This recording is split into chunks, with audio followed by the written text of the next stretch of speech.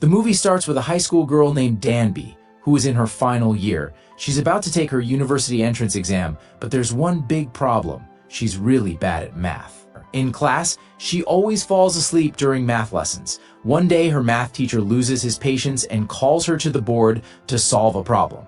As expected, Danby just stands there, unable to answer anything the teacher scolds her in front of the whole class. She feels embarrassed. Back home, instead of studying, Danby spends her time lying around scrolling on her phone and listening to music. Her mom watches her and gets frustrated.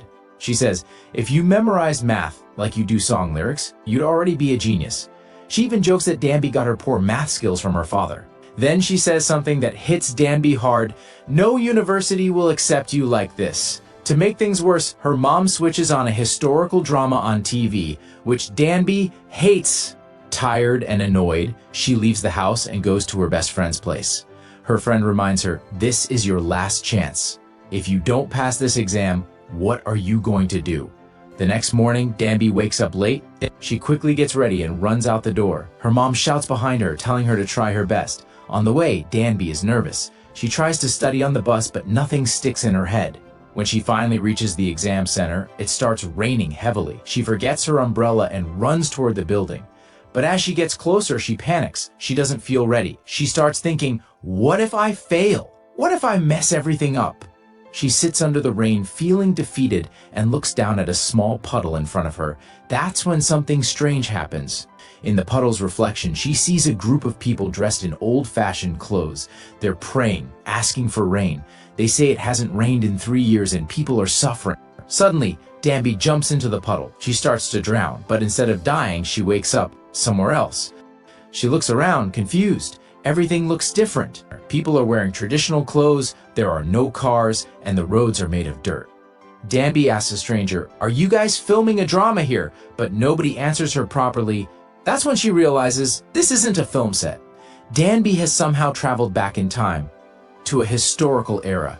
And from here, her adventure truly begins. Danby ends up face to face with the king. Seeing her strange clothes and behavior, he asks her if she is a demon. Danby, scared and nervous, tells that she is just a high school student. But to everyone, that sounds like some kind of spell or curse. Suddenly, guards surround her with real swords. And now Danby knows this is not a joke. She is in a serious trouble. Panicking, she remembers a dialogue from the historic play and copies it loudly. The people, thinking she is some divine messenger, bow to her and repeat her words like a prayer. But the moment they all lift their heads to the sky, she's already gone. Running for her life, she hides in a dressing room. Meanwhile, a royal advisor tells the king the real reason for the drought, that the heavens are angry at the king, and the only way to bring rain is for him to perform a sacred ritual with the queen. Danby, trying to find her phone, sneaks out but gets caught again.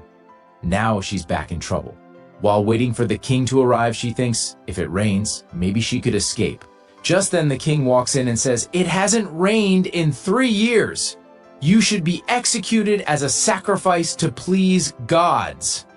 Terrified, Danby starts pleading for her life, saying that she came here by accident. She tries convincing him that she knows history, and when that doesn't work, she quickly adds that she is really good at math. This catches the king's attention and he tells her to prove it. He gives her a difficult math problem. At first, Danby is totally confused by the ancient writing, but suddenly she realizes that it was Pythagorean theorem. She solves it instantly, shocking the king. He says his royal scholars usually take 3 days to solve something like that. From that moment, Danby is treated like a brilliant male scholar. The king gives her a task of teaching math to his people and says if she succeeds, she can go home. However, she is horrified to learn that the king, her first student, doesn't even know how to count. So, she starts with the basics, numbers, then addition, subtraction, and eventually multiplication. While training the king, she gets frustrated and smacks him on the head when he gets something wrong. The guard instantly rush in to punish her for touching the king, but surprisingly, the king laughs it off. One day, the king notices that Danby hasn't eaten and invites her to dinner, but starts teasing her, and the two end up arguing that their food is better. She then takes him to the kitchen. Using ingredients from her backpack, she makes him instant noodles. The king tries them and loves them, even though they're super spicy. However, the next morning, the whole palace hears the king screaming in pain. When Danby rushes in, she finds him with a talisman stuck to his ear, thinking she must have put a curse on him. Danby tells him to relax. saying it was the chili that has affected his stomach, nothing else. Intrigued, the king asks him, "What's a stomach?" So Danby starts explaining him about the human body parts. Stomach, intestines, and even a heart. She tells him that if he'll place his hand on his heart, he'll feel the heartbeat, but he says he doesn't feel anything. Danby smiles and says, "When you're with someone you really love, you'll feel it." He's completely blown away by her knowledge, that he officially starts calling her a genius scholar. He even tells her to teach all the royal scholars in Joseon, not just math, but science, agriculture, and everything she knows. Later, they go outside to play ball in the palace courtyard, and Danby even gets the king to run for the first time in years. He's smiling, having fun. It's a rare moment of peace, but the next day, things take a sharp turn. The king is sitting with his future bride, and she tells him that a love potion will be secretly added to his stew that night. Once he eats it, they'll get married right away. But fate has other plans, because that bowl of stew is accidentally eaten by Danby, and she starts acting super weird and eventually just passes out in the palace. The next morning, she wakes up and keeps apologizing to the king, worried she might have done something embarrassing. But the king simply says that nothing happened. Later, they take a walk, and he tells her, "If you complete your mission, you'll earn a spot on the royal council and even get a royal horse." But Danby says she doesn't want any of that, and as soon as it rains, she is going back to her world. The king nods and says, "From now on, don't treat me like a king. We're equals like friends." However, the disaster hits the next day. Danby gets arrested, accused of mocking the king. They tie her up, stretch her limbs, and prepare to torture her as punishment. Right before it's too late, the king rushes in and stops them. He explains that Danby is a rare scholar with valuable knowledge. One of the high priests isn't convinced and says, if it doesn't rain in 2 weeks, Danby has to die. Despite the pressure, Danby doesn't give up. She keeps working, studying, and with help from the palace musician, they build a rain gauge to track the weather. Then suddenly, it starts raining, but the king isn't happy as he remembers what she said, that she'll leave when it rains. Afraid to lose her, he runs towards her chamber and sees her crying with happiness in front of the rain gauge. The king walks towards her and embraces her and says now he can feel his heart beating. He tells her that he had prepared a ship for her and she has to leave right now. But Danby shakes her head and says she has spent her whole life running. That's how she ended up here. But she is not running anymore, not knowing her life is in danger. Turns out, the palace guard had been secretly working with the high priest, who now believes Danby really might be from the future, and she should be killed. The guard says he will take care of it. He grabs Danby, puts her on a horse, and takes her into the woods. Once they're safe, he tells her, I've known for a while that you're actually a girl, but don't worry, your secret's safe with me. Danby explains that she never meant to lie. The teaching job was only offered to a boy, and she had no choice if she wanted to survive. Meanwhile, back at the palace, the high priest goes to the king and demands that everything Danby ever taught be destroyed. The king realizes he can't let tradition win. He mounts his horse and rides out, determined to find her himself. Meanwhile, in the forest, the guards catch up to Danby and the palace guard. In a brave moment, the guard fights them off, giving Danby the chance to escape. She runs, lost and desperate, until she reaches a fork in the road and stops. Then she remembers the king's words that they follow sun as the clock. She looks up, follows the sunlight, and reaches all the way to the sea, where the king is already waiting for her. Seeing her safe, he quickly rushes towards her and kisses her, submitting to his feelings. That night, they sit side by side under a blanket of stars. After a quiet moment, he confesses his love for her. Then he shares his vision, that he wants to create a new, simpler language so anyone, not just nobles, can learn. Danby reaches into her bag, pulls out future money, and sees his face printed on the bills. That's when she realizes he will succeed. Back to palace, the king makes a bold announcement that people who serve the kingdom well will now be paid. The high priest unexpectedly supports him, but at court, many are furious. They demand Gozum Danby be banished or executed. Still, Danby quietly continues to teach the king math, writing, logic, all in secret. One day, Danby finds the queen alone, sneaking food. The queen's beauty routine forbids her to eat too much, so Danby offers her one of her instant noodle cups. They eat together and bond. They become friends. The queen tells the king she knows Danby's secret, and so does the queen mother.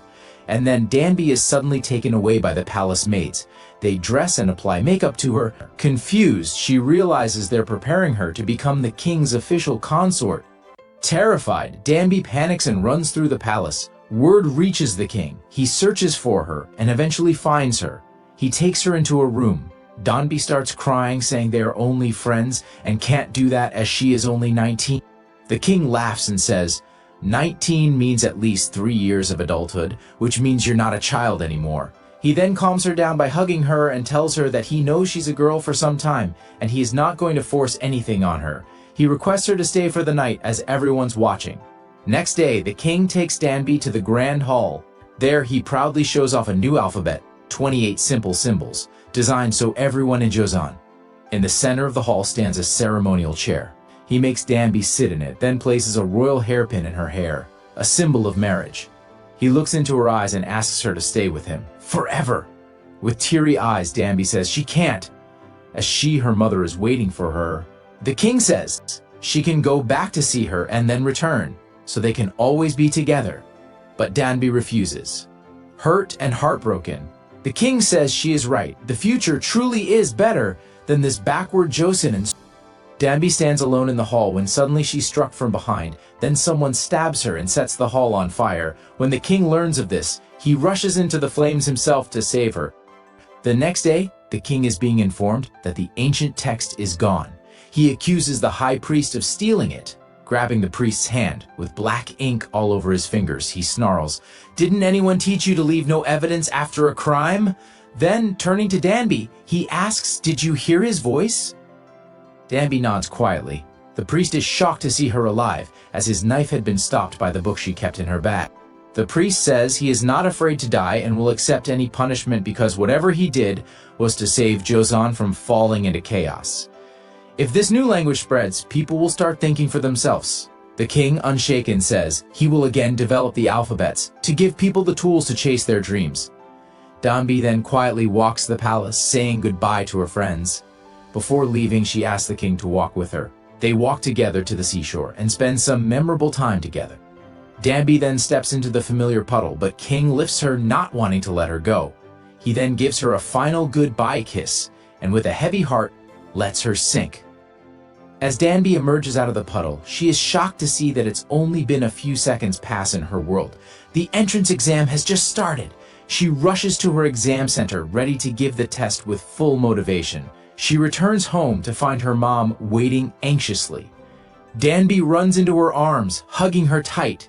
After that adventure, everything in Danny's life has changed. Her views, her gratitude, her confidence. Months go by, and one afternoon, as she leaves school, it suddenly starts raining, and then out of nowhere, someone holds an umbrella over her head. As she looks up, trying to see the person, she is shocked to see the man exactly looking like the king. He smiles and says softly, "We met a long time ago.